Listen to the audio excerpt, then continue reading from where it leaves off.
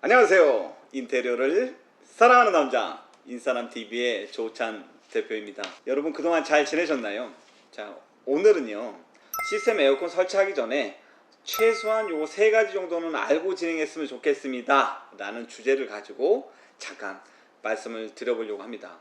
시스템 에어컨을 결정하기 전까지 굉장히 많은 질문들이 있는데, 그 중에서 그래도 꼭 요 세 가지 정도가 가장 공통적이면서도 많이 하시는 질문이기 때문에 그 부분에 대해서 여러분들에게 좀 말씀을 드려보려고 하거든요. 자, 그 첫 번째가 뭐냐면 시스템 에어컨 우리 집에는 설치가 가능한가요? 하지 않은가요? 라는 질문입니다. 우선 결론부터 말씀드려보면, 여러분들이 지금 살고 계시는 댁이 아파트라든지 뭐 일반 아파트 아니면 뭐 연립주택이라든지 일반 집인 경우에는 대부분 시스템 에어컨은 설치가 가능하더라 라는 점을 그냥 좀 생각하시고 걱정을 좀 내려놓으시는 게 좋겠다 라는 점이에요. 시스템 에어컨을 설치가 가능한지 그렇지 않은지에 대한 이 아주 좀 결정적인 요소가 한 세 가지 정도가 되거든요. 요 세 가지 정도는 여러분들께서 좀 알고 가시면 가능 여부에 대해서 좀 판단하기가 쉬울 거예요. 첫 번째는 뭐냐면 시스템 에어컨 그 천장의 환경입니다. 여러분들이 알고 계시다시피 시스템 에어컨은 천장에 매립을 해서 설치를 하잖아요.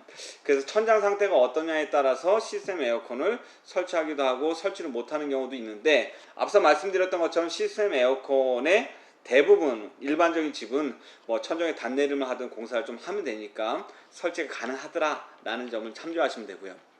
두 번째는 뭐냐면 시스템 에어컨에 이 배관이 있거든요. 이 배관의 흐름입니다.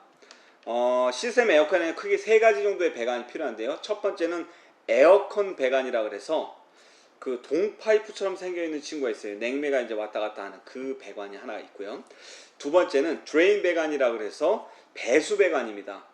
우리가 일반적으로 집에서 시스템 에어컨을 사용하게 되면 물이 발생을 하잖아요. 이 물을 천장에서 떨어지지 않도록 어딘가에 배수하는 그 배관이라고 보시면 돼요.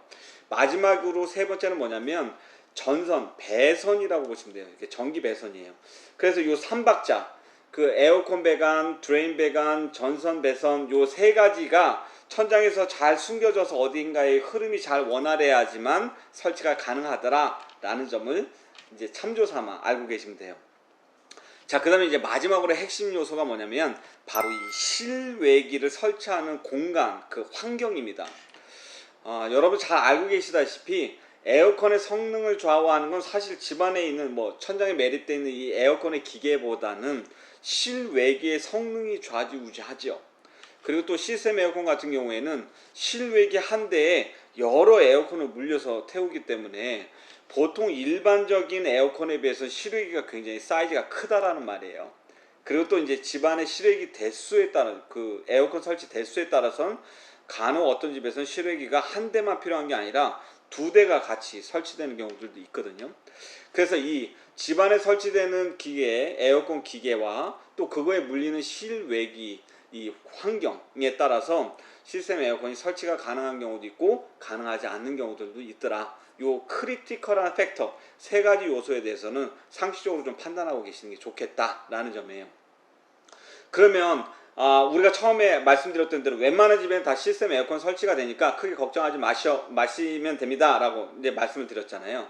그럼 이 실외기라든지 드레인 배관이라든지 이런 것들을 판단은 누가 해주느냐. 우선 제일 쉬운 건 여러분들께서 동일 아파트에서 시스템 에어컨이 설치되었는지 한번 인터넷으로 검색해 보면 여러분 쉽게 알 수 있고요. 두 번째는 저희들 같은 전문가 아니면 또 공조 시스템 그 현장에 견적을 받으러 오실 거잖아요. 그때 이제 다 확인되니까 크게 걱정은 안 하셔도 된다 라는 점 말씀드려 볼게요.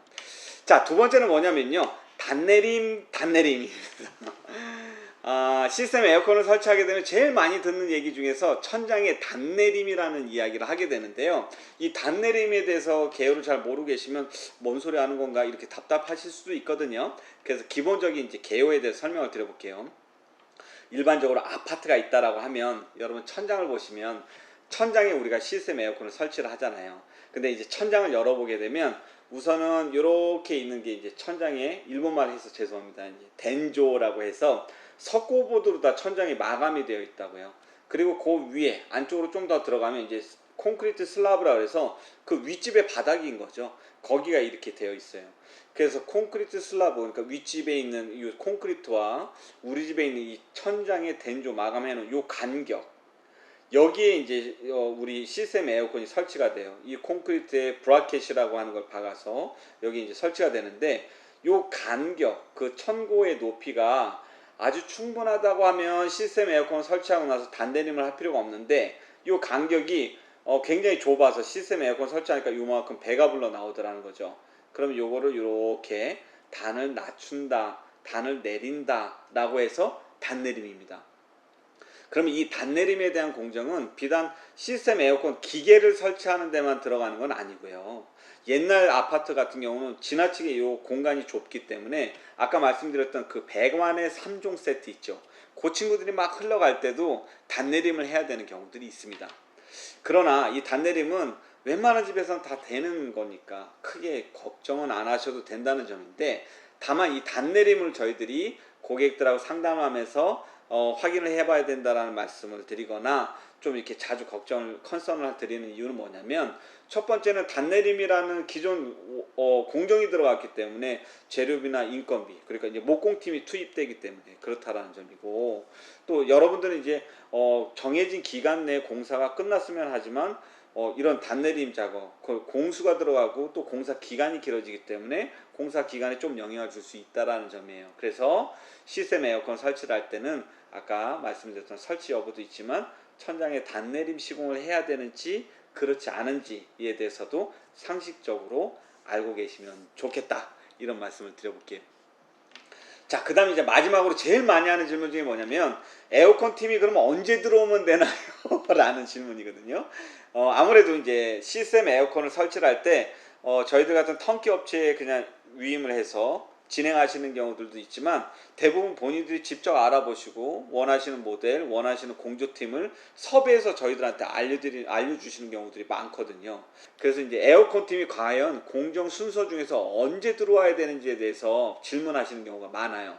자, 그럼 이제 여기에 대해서 답변을 드리면, 기본적으로 에어컨 팀은 한 3번 정도 현장에 진입을 하더라 라는 거에 대해서 말씀드릴게요. 첫 번째는 뭐냐면, 공사가 진행되기 전에 현장을 확인하기 위해서 오십니다. 아까 말씀드렸던 대로 이 시스템 에어컨을 설치할 수 있는 환경인지 아닌지에 대한 판단도 있고, 또 천장의 이 천고의 높이를 확인하면서 단내림 작업을 해야 되는지 안 해야 되는지에 대한 확인도 해야 되고요. 그리고 그 배관의 3종 세트, 요거를 집안 방마다 각각 이렇게 설치를 하면서 요 흐름을 가장 효율적이고 예쁘게 빼낼 수 있는 방법, 뭔지에 대해서 이런 부분들을 확인하기 위해서 오실 때가 이제 한 번, 첫 번째예요.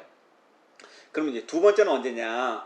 저희가 이제 천장을 열어드리고 나면 이 시스템 에어컨을 기계를 설치하기 전에 배관 작업이라든지 배선 작업이라든지 기계를 설치하기 위한 브라켓을 이 천장 콘크리트 슬랍에 설치하는 경우가 두 번째예요. 그 다음에 이제 마지막은 언제냐? 저희들이 이제 목공 작업을 통해서 단내림을 하거나 천정을 예쁘게 잘 마감을 해놓고 나면 그때 들어오셔서 이제 기계를 설치하고 또 우리 실외기하고 같이 설치하는, 이렇게 3번 들어오게 되는데요. 주로 천장에 단내림 공사가 없는 경우에는 2번이면 해결이 되겠죠. 첫 번째는 현장을 확인하고 설치가 되는구나, 단내림 안 해도 되는구나, 그렇게 될 거고, 그 다음에 이제 두 번째는 천장이 완전하게 돼 있어서 이제 열어드리고 나면 거기에 이제 설치를 해서 끝나는 경우가 있단 말이에요. 근데 여기서 질문을 굉장히 많이 하시는 것 중에 하나가 뭐냐면, 도배가 끝나고 난 다음에 기계를 설치하는 게 나을까요? 도배하기 전에 기계 설치하고 도배하는 게 좋을까요? 라는 질문인데요. 저희들이 현장 경험을 많이 해본 결과 도배가 끝나고 난 다음에 기계를 설치해도 되더란 얘기예요. 그 전에 물론 이제 천장에 브라켓 설치라든지 그 배관의 3종 세트라든지 배선이라든지 이런 것들은 다 정리가 돼 있어야 되고, 단내림을 해야 되는 경우는 단내림 다 해야 되는 거고, 근데 도배를 하고 난 다음에 기계를 설치하면 좋더라 라는 점인데, 그 이유가 있습니다. 왜냐면 시스템 에어컨을 이제 천장에 쏙 집어넣어서 이제 설치를 하고 나면 그 에어컨의 커브가 있어요. 보통 이제 현장에서는 에어컨 날개 이렇게 이야기를 많이 하는데요. 이 친구를 설치를 하고 난 다음에 도배를 하려고 하면 그 커브하고 도배면 요 사이의 경계가 마감이 예쁘게 나오지 않는 경우들이 많습니다. 그래서 도배를 다 해놓고 나서 에어컨을 설치하고 커버를 설치하면 마감도 예쁘고 굉장히 깔끔하더라는 거죠. 그래서 도배를 다 하고 난 다음에 에어컨을 설치하는 게 좋겠다라는 게 이제 저희들의 결론인데, 간혹 도배를 하시는 분들 중에서는 요 에어컨 커버를 잘 떼내고 설치하지 못하는 분들이 있기 때문이기도 해요. 그래서 이런 부분들 다 여러 가지 판단해 볼 땐 도배 끝나고 에어컨 설치해도 괜찮다라는 점을 참조 삼아 알고 계시는 것도 좋을 것 같습니다. 자, 여러분 오늘은요 시스템 에어컨 설치할 때 굉장히 저희들이 많이 받는 질문 중에서 공통적으로 많이 받는 질문 세 가지에 대해서 좀 설명을 드렸거든요. 설치 여부가 가능한지, 단내림의 개념은 무엇인지, 그리고 언제 공정순서에 들어오는 게 좋은지 이에 대한 설명이었습니다. 자, 오늘 저희들의 이 컨텐츠 영상이 마음에 드셨거나 좀 유익하셨다 하면 좋아요, 구독 부탁드리고요. 저희는 다음 시간에 여러분들 인테리어 하실 때 더 좋은 컨텐츠를 가지고 찾아뵙도록 하겠습니다. 감사합니다.